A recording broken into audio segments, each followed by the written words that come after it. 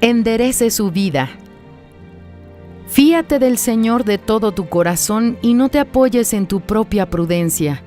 Reconócelo en todos tus caminos y Él enderezará tus veredas. Proverbios capítulo 3, versículos 5 y 6.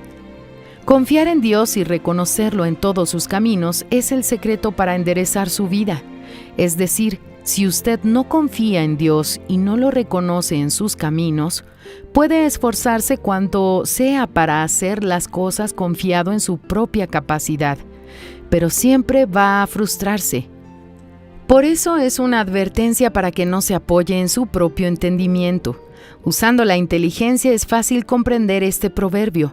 Dios sabe todas las cosas, conoce todas las cosas y tiene la total capacidad de dirigir nuestros pasos. ¿Qué sabemos nosotros delante de su entendimiento? Por otra parte, lo más importante es confiarle a Él nuestro camino y nuestra prudencia.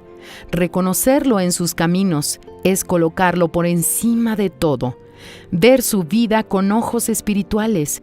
No pensar que algo sucedió por casualidad o por la capacidad de sus manos. No mirar las victorias y pensar que fue su propio brazo quien las logró.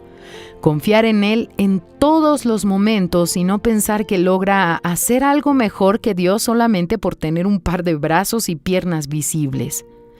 Esta es una invitación. Haga prueba de eso. Confíe en Dios de todo su corazón.